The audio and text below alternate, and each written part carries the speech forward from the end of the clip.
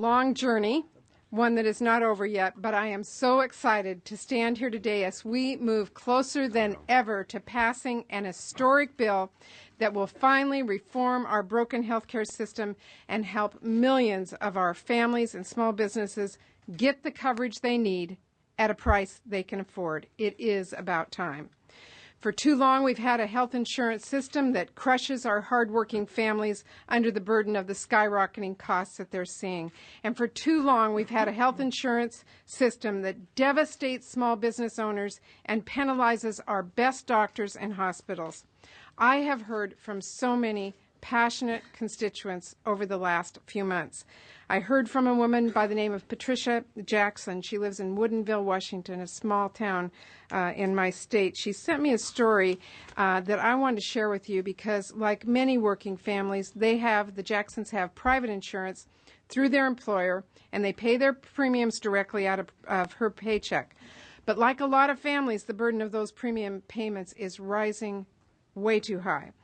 To provide for her family of four, Patricia told me she paid $840 a month in 2007. 2008 went to $900 a month. This year, it went to $1,186 a month. And before this year is over, she just got a new bill, $1,400 a month. Whoa. That is an increase of over 66% in just 3 years. Patricia told me she and her family, like many others, cannot afford that and they're not alone. These skyrocketing costs are really weighing on all of our families and all of our businesses. We are here to make sure that changes. That here in America, losing your job won't mean you lose your health care.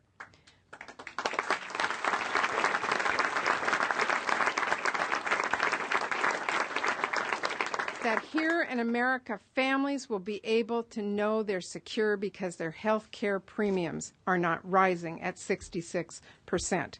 And that here in America, insurance companies will no longer be allowed to reject people because of a pre-existing condition or cut off their coverage. And finally, they will be forced to compete for the business of American people. Now, some of my Republican colleagues don't think this is an urgent problem. They don't think our country needs real reform. They tell us we should wait. They aim to do a lot of cheap political tricks just to delay us debating this and getting to reform. I want to ask, who do they think they're hurting? Not those of us standing here. It's the families out there with sick husbands and wives and kids, businesses who are hurting, who can't afford to cover their employees, and people who have coverage but are worried about losing it. That's who they're hurting. Those are the people we're fighting for. So I got to tell you, as a mom, as a senator, I say enough is enough. Enough with the politics, enough with the games. This issue is far too important.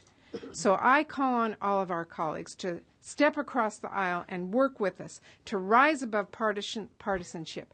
We have a good plan. It's going to rein in costs for our families and our small business owners.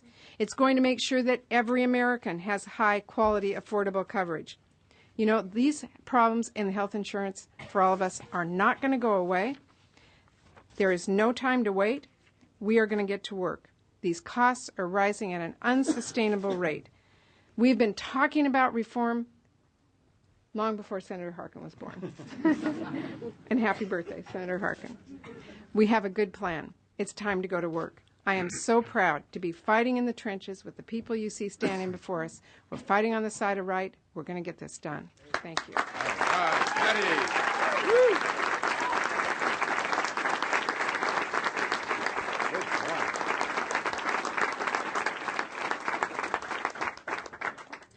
CBO has told us that they don't count for the number of insured Medicare patients. People are on Medicare. If you add those in, we are now have 98% coverage in the country. Okay? Reid, do you have a firm commitment from all 60 Democrats to vote for this bill, and when do you expect to call the vote? We're going to have the vote on filing cloture day. We'll have votes Saturday, sometime Saturday. But do you have the votes? We'll find out when the votes are taken. Yes. The abortion language in this bill is not as strict as what passed in the House. I assume if you put this in there that you feel pretty confident that you can as for the Senate.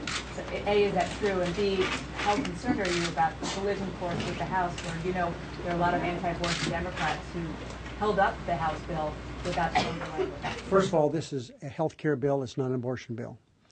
And the language we have in the bill, which I, of course, took most of it from the, I took all of it from the two merged bills, is satisfactory. I think it's something that is in keeping with what the tradition has been in our country for more than 30 years. Senator Reid, what Yes. do you tell Senators Nelson about using reconciliation if somehow this doesn't? I'm not using reconciliation. Throughout this process, Democrats have said they wanted a robust public option to compete with private insurers and that would change them. The CBO says in this letter that 3 to 4 million people will go into the public option. And I'm curious to know, is that what you expected as far as the number? Yes. Smaller, and will that be robust enough to Under do any plan that I've seen, the most was 5.5 million. So we're right in line with what would be an adequate and I think a very powerful, robust public option. Senator Reid, given the fact that no Republicans are going to apparently join in this, we have zero margin for error. You go through, you're not going to use reconciliation. You've got 60 votes. Senator Lieberman is already threatening that he would block a bill that has a public option in it.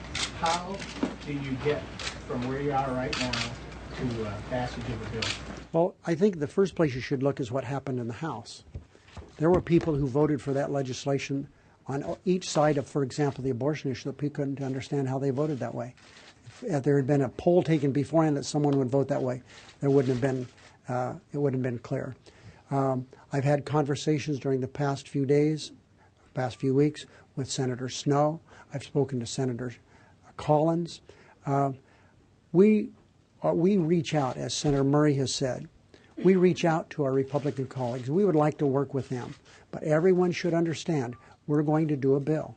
We hope that we don't have to do it with Democrats. But if we have to, we will. Senator Reid, Last question.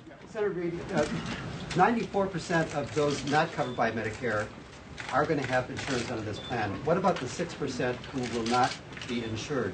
What if this plan goes through? Well, my math is different than yours. We think there's about 2% that are uninsured, okay?